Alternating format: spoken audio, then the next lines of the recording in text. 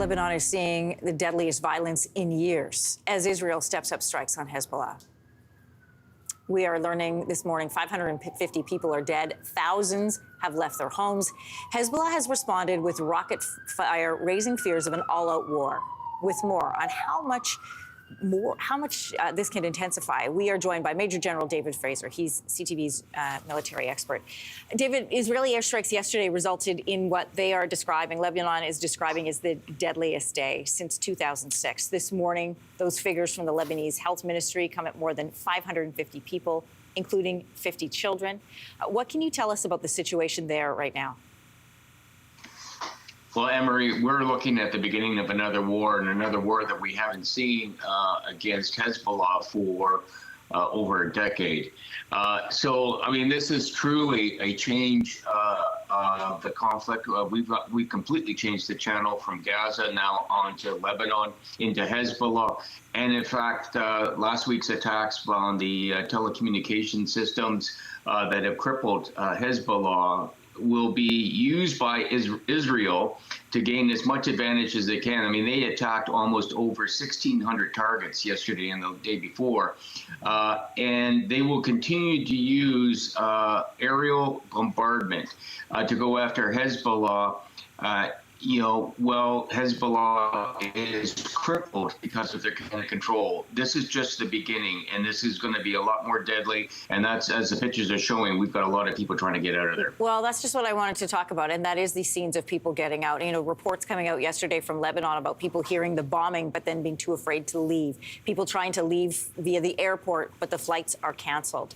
What will it continue to look like on the ground there in the days ahead? Well, we're already starting to see from Israel that people are getting phone calls. The prime minister is being on the air to tell people, take heed of this warning, get out of the area. I mean, 60,000 Israelis have gotten out of northern Israel, probably double that number have gotten out of Lebanon, and now we're seeing even more get out. So, I mean, this battle and this war is just beginning. And so, as we've also seen, the only way to get out of this country is by air or by sea right now. I mean, everywhere else is being part of the fighting. So people have got to get out of this area, because what we saw in Gaza is going to be eclipsed to what we're about to see in Lebanon. And let's remember, Hezbollah is not Hamas. Hezbollah is a very, very capable terrorist organization, and innocent civilians have got to get out of this fight. Well, keeping that context in mind, then, what does escalation look like? Well, I mean, Hezbollah have literally probably over 100,000 missiles of some shape or form. They only fired 250 yesterday. We're going to see an awful lot more missiles going back into Israel once they get their command and control back up. We're going to see Israel mass up their ground forces against the border, probably go after those Hezbollah positions in southern Lebanon. I mean, we're going to see Gaza version 2, and it's probably going to be even bigger and more bloody because of the capabilities of what Hezbollah has. And the Israelis look determined to go after Hezbollah now. That's what the fighting side looked like. What about the humanitarian crisis? Do you expect that to parallel Gaza? I think that's going to eclipse Gaza. What you're going to see is just, everybody is going to be moving up into Beirut. They're going to shut down the airports to a certain degree.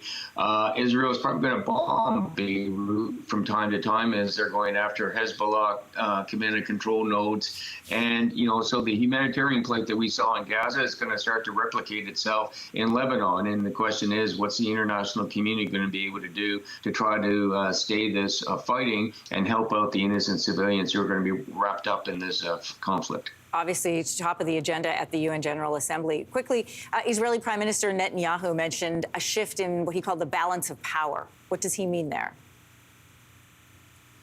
Well, he's actually, he's talking about, Hezbollah has been supporting Hamas, and, now that he figures he's got Hamas under control, he's talking about, he's got to go and sort out Hezbollah so that they don't become the regional power as a result of this. And the other thing I think he's talking about is, putting a finger back onto Iran to say, you do not have impunity about, supporting the terrorist organizations in the region. He is, the prime minister is fighting for the life of Israel and trying to make sure that everybody around them that are fighting them are going to be in check. So he's got to make sure the northern border is in check, and he doesn't want Hezbollah to have more control than they do. As always, Major General David Fraser, great to have your perspective. Thanks for coming on this morning. Anne-Marie, thank you. Hey, thanks for watching. If you liked this, be sure to subscribe here, or you can check out more Your Morning videos right here.